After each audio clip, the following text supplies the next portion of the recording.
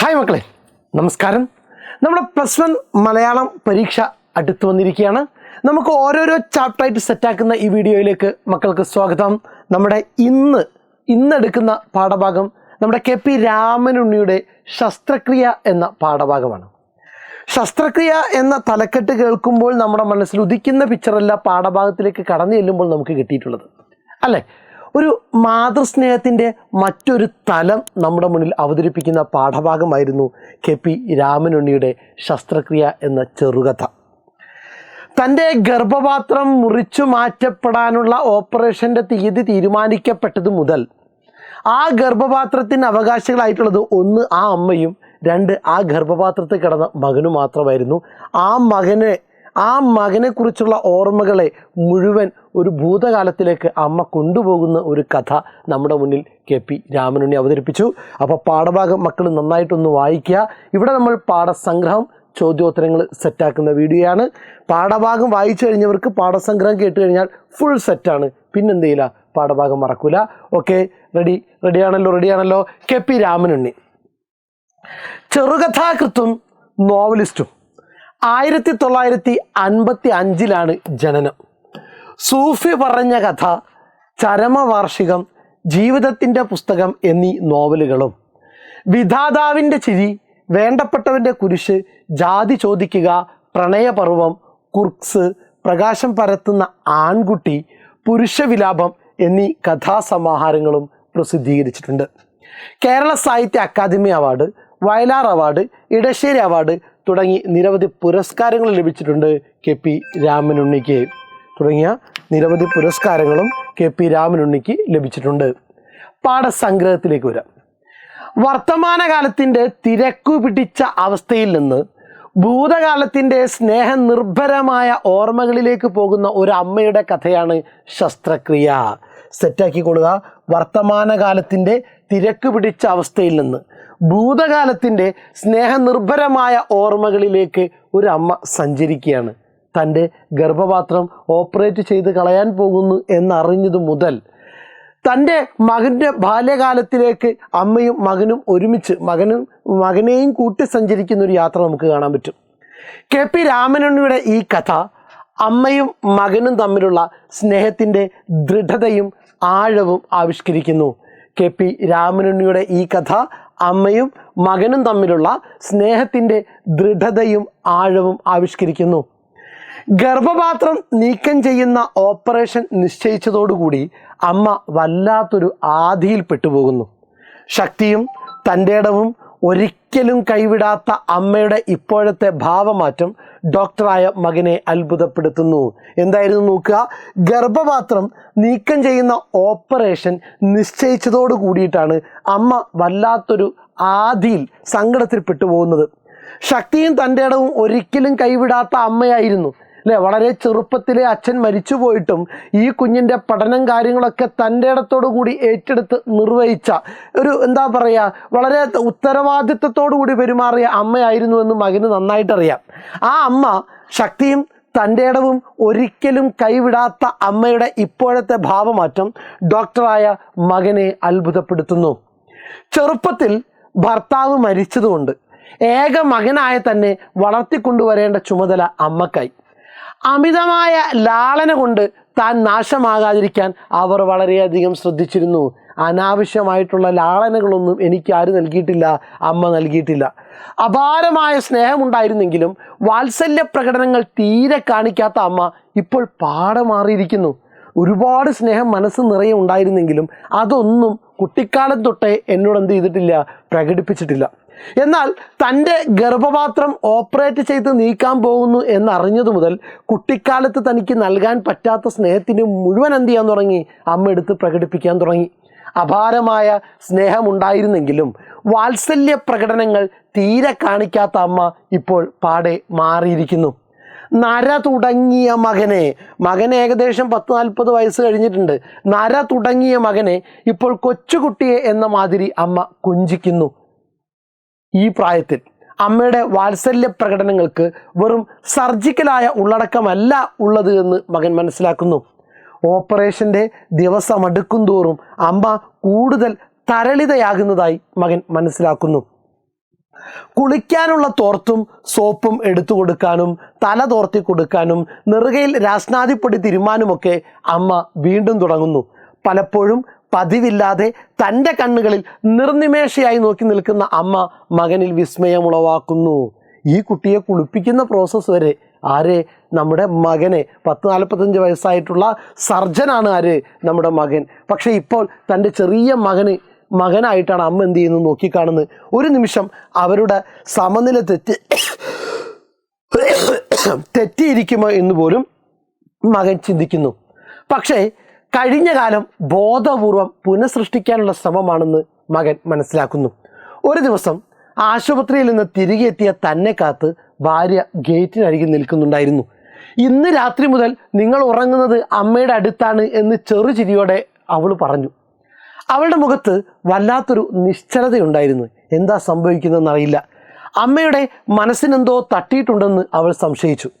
കാരണം മകൻ്റെ സ്വകാര്യ ജീവിതത്തിൽ ആ അമ്മ ഒരിക്കലും ഒരു ശല്യമായിട്ട് എന്ത് ചെയ്തിട്ടില്ല, കടന്നു വരാത്ത അമ്മയാണ്. ആ അമ്മ ഇപ്പോൾ പറയുന്നു, കുറച്ച് ദിവസത്തേക്ക് എൻ്റെ മോനെ എൻ്റെ കൂടെ കിടക്കാൻ നീ അനുവദിക്കണം. അമ്മയുടെ ഒപ്പം കിടന്ന ആദ്യ ദിവസം തന്നെ അവരുടെ പെരുമാറ്റം അയാൾ അതിശയിപ്പിച്ചു. ആലിൻ്റെ വേരുപോലെ ശുഷ്കമായ വിരലുകൾ അയാളുടെ മുടിയിഴകളിൽ ഞാവി നടന്നു. പതിഞ്ഞ സ്വരത്തിൽ ഹരിനാമ കീർത്തനം ഉരുവിട്ടുകൊണ്ട് അയാളുടെ മുതുകിൽ താളമിട്ടു. അവർ വാത്സല്യം ചൊരിഞ്ഞുകൊണ്ടിരുന്നു. മകൻ്റെ പുറകെ ഓരോന്ന് പറഞ്ഞുകൊണ്ട് നടന്നു. കുട്ടിക്കാലത്തിലെ ഓരോ സംഭവങ്ങളും ഓർത്തെടുത്ത് പറഞ്ഞു. ഇങ്ങനെ നഷ്ടപ്പെട്ടു പോയ ഒരു കാലം ആ അമ്മ തിരിച്ചെടുക്കുകയായിരുന്നു. വളരെ വേഗം ഓപ്പറേഷൻ്റെ ദിവസം വന്നു. അയാളുടെ ഭയാശങ്കകളെ അസ്ഥാനത്താക്കിക്കൊണ്ട് അവർ കൂടുതൽ ഉത്സാഹവതിയായി. വർഷങ്ങൾക്ക് മുമ്പ് നടന്ന പഴനി യാത്രയെക്കുറിച്ച് അവർ ആവേശത്തോടെ സംസാരിച്ചു. മകൻ തൻ്റെ അമ്മയുടെ സർജറിക്ക് സഹപ്രവർത്തകനായ വേണുഗോപാലിനെയാണ് ചുമതലപ്പെടുത്തിയത്. അമ്മയുടെ ഓപ്പറേഷൻ ചെയ്യാൻ വേണ്ടി ഇയാൾ വന്നില്ല. സഹപ്രവർത്തകനായ വേണുഗോപാലിനെ ഉത്തരവാദിത്തം ഏൽപ്പിച്ചു. ഓപ്പറേഷൻ ദിവസം തിയേറ്ററിലേക്ക് നടക്കുമ്പോഴും മകൻ പിന്നിലുണ്ടെന്ന് ആ അമ്മ ഉറപ്പുവരുത്തുകയായിരുന്നു. അമ്മയെ ഉള്ളിലാക്കി അയാൾ സമാധാനത്തോടെ പുറത്തിറങ്ങി. എന്നാൽ പെട്ടെന്ന് ഡോക്ടർ വേണുഗോപാൽ പുറത്തേക്ക് ഇറങ്ങി വന്നു. സ്പൈനിന് ഇഞ്ചക്ഷൻ നൽകിയിട്ടും മകനെ കാണണമെന്ന് അമ്മ വാശി പിടിക്കുന്നെന്ന് അയാൾ പറഞ്ഞു. ഓടി അമ്മയുടെ അരികിലെത്തിയ മകനെ അവർ ശാസനാരൂപത്തിൽ നോക്കി. എങ്ങോട്ടാ നീ മാറിപ്പോയത്? വേഗം ചെയ്തു തീർക്കുന്ന അവർ ഉറച്ച സ്വരത്തിൽ മകനോട് ആവശ്യപ്പെട്ടു. ഗൃഹപാഠം ചെയ്യിക്കാൻ വേണ്ടി മകനെ പിടിച്ചിരുത്തുന്ന ആത്മവിശ്വാസവും ആജ്ഞാശക്തിയും ആ വാക്കുകളിൽ തുടിച്ചു. ഒരു കുട്ടിയെ ഹോംവർക്ക് ചെയ്യിക്കുന്ന സമയത്ത് അമ്മ വേഗം ചെയ്യുക എന്ന് പറഞ്ഞ് നിർദ്ദേശങ്ങൾ കൊടുക്കുന്ന പോലെയായിരുന്നു ആ വാക്കുകൾ. ചുരുങ്ങിയ സമയത്തിനുള്ളിൽ ഓപ്പറേഷൻ ടേബിളിന് താഴെ വെച്ച തൊട്ടിയിൽ രക്തം പുരണ്ട ആ അവയവം മുറിഞ്ഞു വീണു. ചിന്തയിൽ മുഴുകിയിരുന്ന മകൻ പെട്ടെന്നൊരു അനക്കമറിഞ്ഞു. മയക്കത്തിൽ നിന്നുണർന്ന അമ്മ ഇപ്പം പ്രസവിച്ചു വീണ കുഞ്ഞിനെ എന്ന പോലെ അയാളെ നിർവൃതിയോടെ പുഞ്ചിരിയോടെ നോക്കിക്കൊണ്ടിരുന്നു. ഇപ്പം പ്രസവിച്ചു വീണ കുഞ്ഞിനെ നോക്കി കാണുന്ന പോലെ ആ അമ്മ എന്ത് ചെയ്തു? തൻ്റെ മകനെ നോക്കിക്കൊണ്ടിരുന്നു. ഇതായിരുന്നു നമ്മുടെ പാഠസംഗ്രഹം. ഓക്കെ, ശസ്ത്രക്രിയ എന്ന കഥയിൽ ഭൂതകാലത്തെ ബോധപൂർവം പുനഃസൃഷ്ടിക്കാനുള്ള അമ്മയുടെ ശ്രമം സൂചിപ്പിക്കുന്ന 2 സന്ദർഭങ്ങൾ എഴുതുക. ശസ്ത്രക്രിയ എന്ന കഥയിൽ ഭൂതകാലത്തിനെ വീണ്ടും റീക്രിയേറ്റ് ചെയ്യാനുള്ള ഒരു ശ്രമം അമ്മ നടത്തുന്നുണ്ട്. അതിൻ്റെ 2 ഉദാഹരണങ്ങൾ എന്ത് ചെയ്യുക? പാഠഭാഗത്ത് നിന്ന് എടുത്തെഴുതുക. നോക്കുക, 45 വയസ്സുള്ള മകൻ ജനറൽ ആശുപത്രിയിലെ സീനിയർ സർജനാണ്.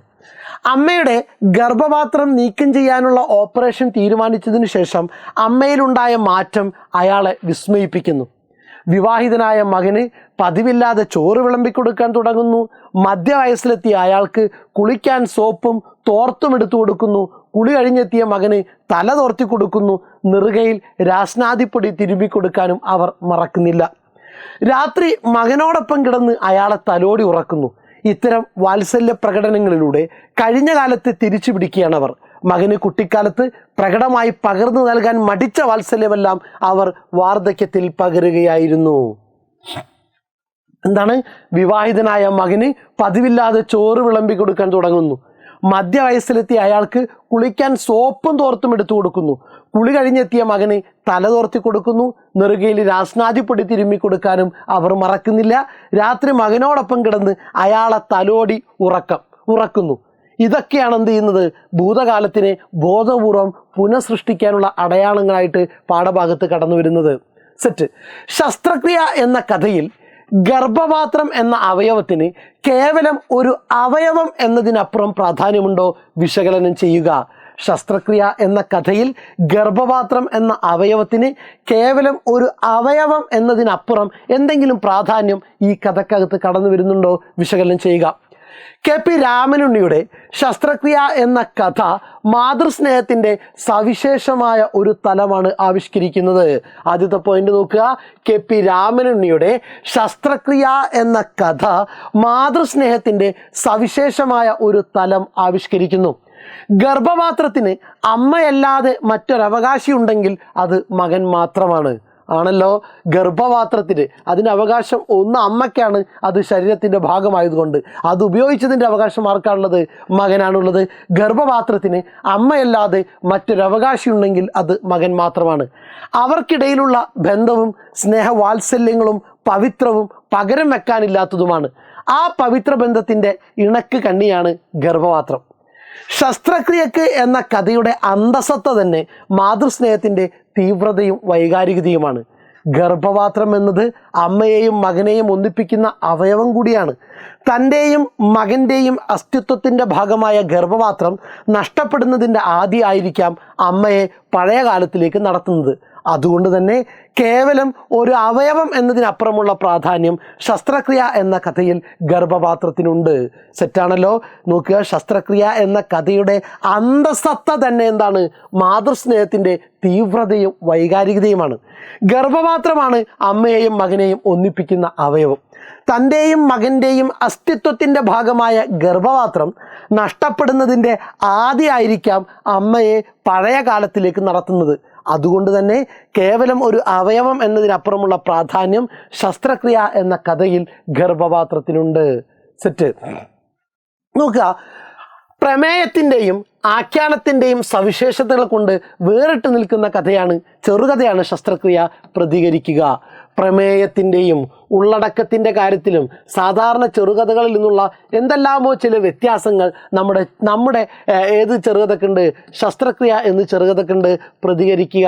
പ്രീവിയസ് ഇയർ ക്വസ്റ്റ്യനാണ്, ഓർമ്മയിൽ വെക്കുക. നോക്കുക, KP രാമനുണ്ണിയുടെ ശസ്ത്രക്രിയ എന്ന കഥ മാതൃസ്നേഹത്തിൻ്റെ മഹത്വം ആവിഷ്കരിക്കുന്നു. നമുക്കറിയാം, ഗർഭപാത്രത്തിൻ്റെ അടിമയും ഉടമയുമാണ് അമ്മ. അതിന് മറ്റൊരവകാശി ഉണ്ടെങ്കിൽ അത് ആര് മാത്രമാണ്? ആ ഗർഭപാത്രം ഉപയോഗിച്ച മകൻ മാത്രമാണ്. അതുകൊണ്ട് തന്നെ അവർക്കിടയിലുള്ള ബന്ധം പവിത്രവും പകരം വെക്കാനില്ലാത്തതുമാണ്. വിലമതിക്കാനാകാത്ത ആ ബന്ധത്തിൻ്റെ വേറിട്ട കാഴ്ചയാണ് ശസ്ത്രക്രിയയിൽ ആവിഷ്കരിക്കുന്നത്. ശസ്ത്രക്രിയയുടെ അന്തസത്ത തന്നെ മാതൃസ്നേഹത്തിൻ്റെ തീവ്രതയും വൈകാരികതയുമാണ്.